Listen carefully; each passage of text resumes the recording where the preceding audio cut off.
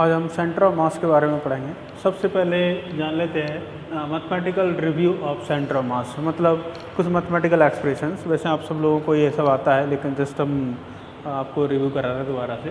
तो देखिए, centre of मास की जो पोजीशन है that one is given by RCM और इज इक्वल टू होता है M1R1 plus M2R2 upon M1 plus M2। यदि इस दो से ज़्यादा पार्टिकल हैं, कितने भी पार्टिकल हों, तो आप उतने ही वहाँ पे ऐड करते जाएंगे। ठीक है, n पार्टिकल की है M1R1 plus M2R2 plus M3R3 plus M4। आप इस तरह से आप n पार्टिकल के लिए एडिशन करेंगे। ऐसे ही नीचे में जाकर के आप जो मासेस है वो n पार्टिकल का मास ऐड कर देंगे, राइट। तो here this is the position of centre of mass, this is the mass of first one particle and this is the position of first one particle. Similarly, mass of second particle, this is the position of second particle. इस तरह से n particle के लिए हमने यहाँ पर position लिखी और उसकी हेल्प से हमने कैलकुलेट कर लिया क्या, position of the centre of mass, right. तो अब उसको हम डिफ्रेंशिएट करेंगे तो विद रिस्पेक्ट टू टाइम तो हमें वेलोसिटी मिलता है। तो सेंटर ऑफ मास का differentiation d dt of RCM, d dt of RCM का जो डिफ्रेंशिएशन होगा, रेट ऑफ चेंज होगा, वो क्या कहलाएगा, VCM होगा। ठीक है, velocity of centre of mass. So that velocity of centre of मास मैंने यहाँ पर डायरेक्टली लिखा है, तो वो कितना है, VCM is equal to M1V1 plus M2V2 upon M1 plus M2। Similarly एक बार और डिफ्रेंशिएट करेंगे तो आपको सेंटर ऑफ मास का एक्सेलेरेशन मिलेगा और वो है ACM is equal to M1A1 plus M2A2 upon A1 plus A2, right. इस तरह से चलिए हम कुछ एक डिफरेंट बॉडीज़ के लिए सेंटर ऑफ मास की पोजीशन लिख लेते हैं जो आपको याद रहनी चाहिए। ठीक है, उसके बाद हम क्वेश्चंस करेंगे।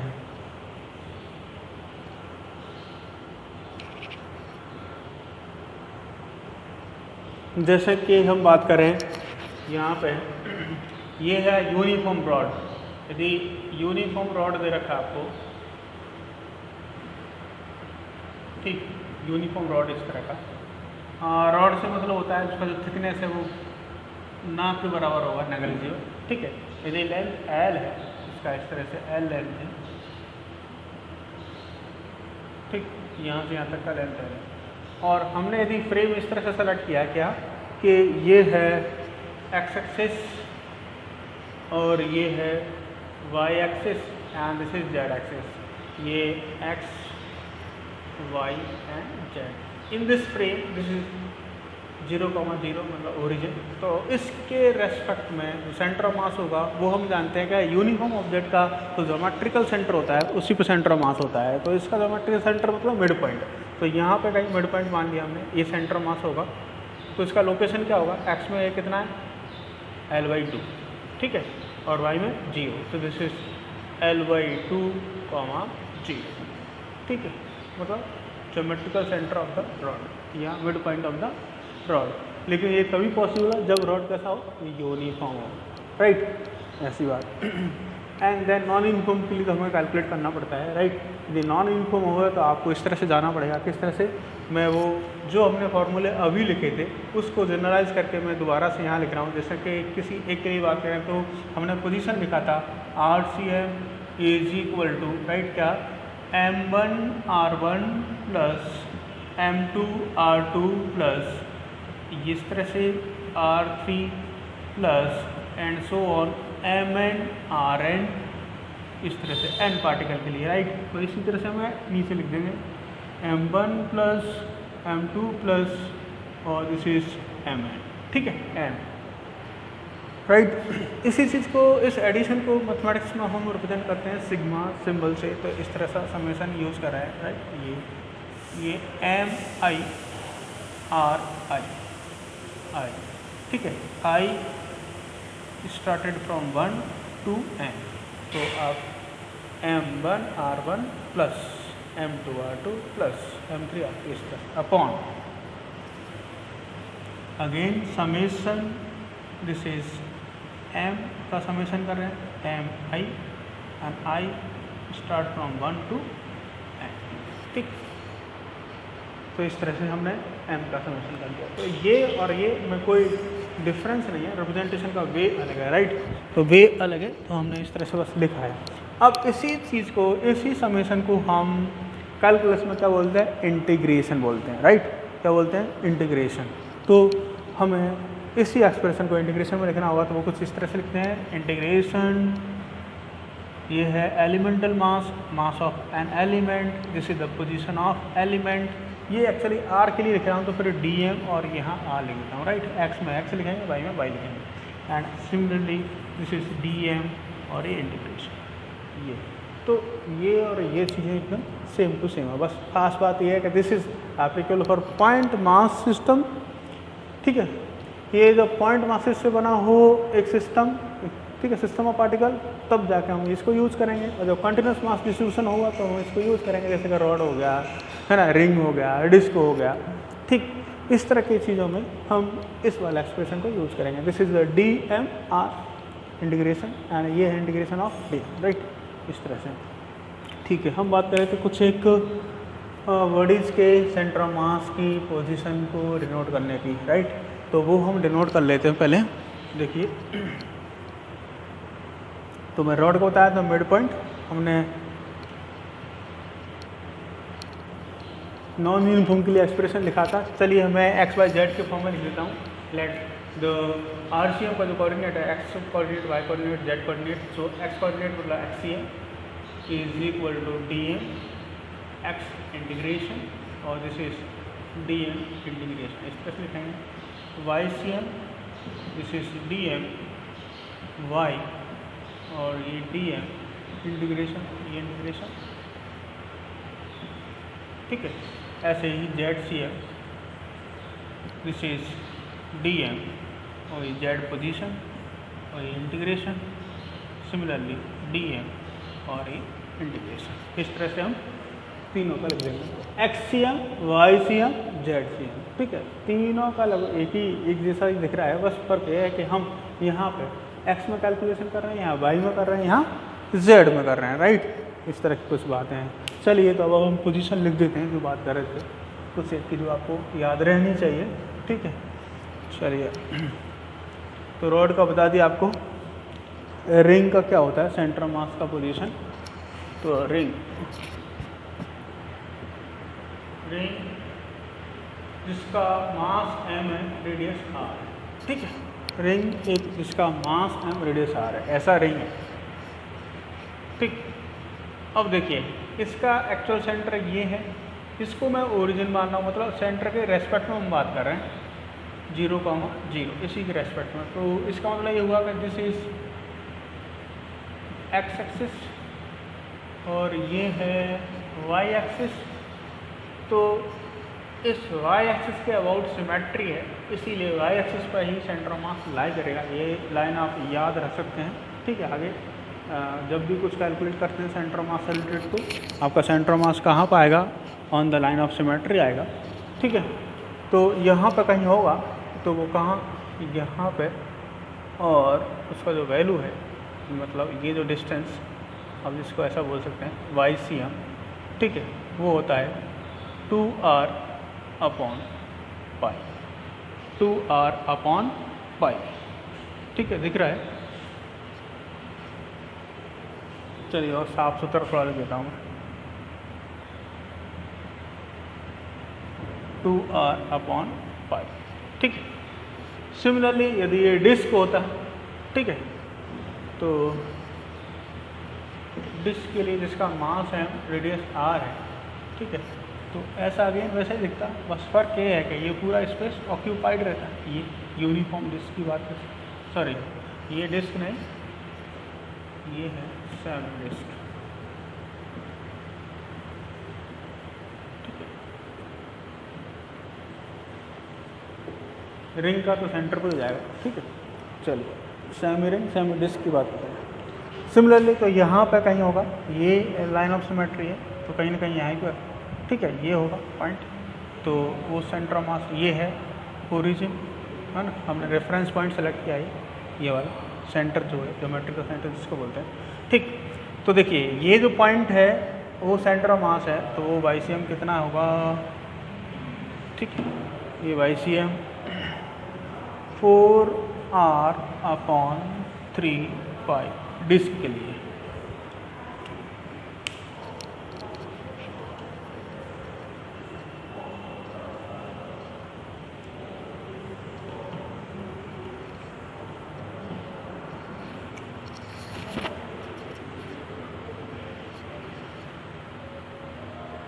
स्फीयर का सेंटर पे होगा, ठीक है, इसीलिए रिंग, स्फीयर, डिस्क इन सबको बोलने की ज़रूरत नहीं है मुझे।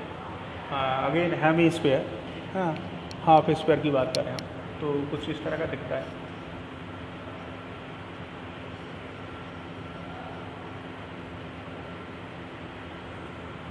ये हेमी स्फीयर, ये रेडियस हो गया, मतलब स्फीयर को मैं 2 इक्वल पार्ट में डिवाइड कर दिया, कट कर दिया, ठीक है। तो ये रेडियस था। अब अगेन यहाँ पर कहीं होगा, ये है 0,0 है, सेंटर ऑफ द स्फीयर, यहाँ से ये डिस्टेंस, तो वाई से यहाँ कितना है, ये है 3r/8,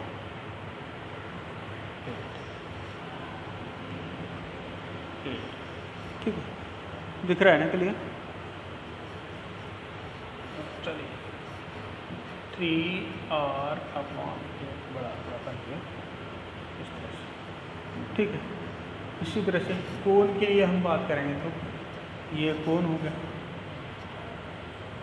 और ये राइट कोण है, तो यहाँ पर आ गई, यहाँ पर कहीं होगा सेंटर मास, तो वो YCM जो है, इसकी हाइट यहाँ से यहाँ तक ये वाला जो वैल्यू है वो h है, तो h/, ये सेंटर मास हो गया, ठीक है। अब चलिए हम कुछ प्रॉब्लम्स करते हैं। दे प्रॉब्लम पहले से लिखा हुआ आपके सामने, देखिए। A uniform rod length AB of length L has linear mass density μx A + bx/L। यहाँ पर A कांस्टेंट है, V कांस्टेंट है, L कांस्टेंट है, X वेरिएबल, राइट। ये X is measured from A, मतलब एक एंड A से हम X को मेजर कर रहे हैं। If the centre of rod lies at distance, if the center of mass of the rod lies at a distance of 7/12 L from A, then A and B are related as। तो A और B का relation क्या होगा? तो देखिए हमें यहाँ पे सेंटर ऑफ मास कैलकुलेट कर देना है, किसके लिए? नॉन यूनिफॉर्म रॉड के लिए। क्या एक्सप्रेशन बताया था हमने अभी, इंटीग्रेशन के फॉर्म में बताया था, ठीक है। तो उसके अकॉर्डिंग हम कैलकुलेट कर लेंगे। एंड देन वो जो सेंटर ऑफ मास है वो आपको गिवन भी है A से, तो A से ही हम कैलकुलेट करेंगे। A से ही गिवन है तो दोनों को इक्वेट कर सकते हैं, राइट। सो मैं गिवन है और कैलकुलेटेड, दोनों पार्ट को इक्वेट करना है जस्ट, ठीक है। तो देखिए centre of mass from A is equal to क्या होगा यहाँ पे, तो अगेन वही कि this is the dmx integration और दिस इज dm इंटीग्रेशन। अब यहाँ पे dm का मतलब क्या है? मास ऑफ एलिमेंट, लेकिन यहाँ पे डेंसिटी दे रखी है आपको, वो भी कौन सी? Linear mass density. तो हम इस मास को कैसे लिखेंगे? डेंसिटी इनटू लेंथ, क्योंकि ये क्या है? Linear mass density. तो लीनियर मास डेंसिटी, तो density, linear mass density multiply by length is equal to mass मिलेगा आपको। सो दिस इज μx, ये तो पोजीशन के फॉर्म है, राइट। एंड क्या है वो? Small elemental part. तो चलिए आपको मैं यहाँ थोड़ा बता देता हूँ। मानो ये कोई रॉड है ना, नॉन यूनिफॉर्म रॉड, यूनिफॉर्म नहीं है इस बार, नॉन यूनिफॉर्म, मतलब मास का डिस्ट्रीब्यूशन डिफरेंट लेंथ में डिफरेंट है, राइट। ये हमने यहाँ पर ये एंड ओरिजिन मान लिया 0,0, तो यहाँ से अपन यदि बात करते हैं यूनिफॉर्म की तो मिड पॉइंट सेंटर ऑफ मास कहलाता है, लेकिन ये नॉन यूनिफॉर्म है, इसका डेंसिटी आपको गिवन है, तो कहीं हम ये नहीं कह सकते मिड पॉइंट होगा, कहीं यहाँ हो सकता है, यहाँ हो सकता है, यहाँ हो सकता है। तो वो पॉइंट A है, ये पॉइंट B है, राइट। तो हमने कोई एक पार्ट छोटा सा सेलेक्ट किया, जिसका लेंथ है dx, जिसमें मास है dm, जिसका डेंसिटी है μx, तो हमने μx लिखा। तो dm की वैल्यू क्या होगी? दिस इज इक्वल टू क्या होगा? देख रहे हैं आप, μx dx, ऐसा होगा, ठीक है। तो चलिए हमने वैसे ही लिख देना है। So this is xcm is equal to dm, मतलब μx dx, right. And that one x, ये फॉर्मूले में x दे रखा है, ये x position, integration mu X, ये D X integration value place करेंगे। म्यू एक्स क्या है, म्यू एक्स इज दिस, ये है म्यू एक्स क्या, a plus B X upon L into, मैं इस वाले x को पहले लिख रहा हूँ यहाँ x and this is D X. Similarly a plus B upon B X upon L और this is D X integration ऐसा, ठीक है। पहले इस x को मल्टीप्लाई करेंगे फिर इंटीग्रेशन लिखेंगे, तो ये हुआ A X D X, right, A X D X. तो ये तो कांस्टेंट है एक्स डी एक्स का इंटीग्रेशन, तो this is A X square upon 2, ठीक है जी। एंड नेक्स्ट बी एक्स और into X, B X square upon L, right, तो बी एक्स स्क्वायर का तो X cube upon 3, so this is B X cube upon 3 और जो है वो एल, राइट, ऐसा। ये हो गया limits from 0 to L, right, and similarly here ax plus this is bx square upon 2L और this is 0 to L, ये आ गया एक्सियम, ठीक है, ये एक्सियम आ गया। अब हमें और कैलकुलेट करना होगा और इस एक्सियम की वैल्यू यहाँ पर गिवन है कितनी, 7/12L, ठीक है, तो वो हम प्लेस कर देंगे। चलिए अब क्वेश्चन हटा देते हैं, जरूरत नहीं है हमको।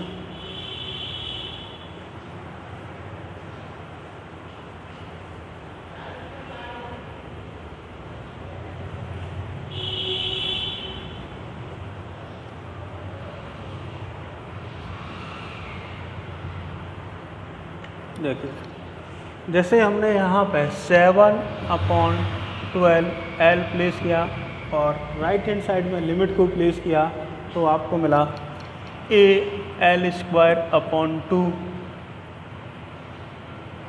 2 plus B L cube upon 3L, ठीक है, upon A L plus B L square upon 2L, ठीक है। ये लिमिट प्लेस करने के बाद देखिए जो कैंसिल हो रहा है कर सकते अपन। पहली बात तो यहाँ से देखिए एक L से L, तो ये L स्क्वायर बच गया, ठीक है। अब देखिए यहाँ पे यहाँ एक L से L बच गया, तो नीचे में L कॉमन लिया हमने, तो एक L कैंसिल हो जाएगा, एक L ही यहाँ, तो वो ये एक L की पावर को यहाँ से कम करेगा, एक बचेगा, एक को ये कर देगा, तो ये दोनों कैंसिल हो जाएंगे, राइट। तो देखिए क्या होगा, this is 7/12 is equal to a/2 plus this is b/3 upon a plus b/2, इतना है। क्रॉस मल्टीप्लाई कर लेते हैं, ठीक है, तो ये आएगा क्रॉस मल्टीप्लाई करने के बाद 7a plus 7b/2 is equal to, इधर में 6a प्लस 4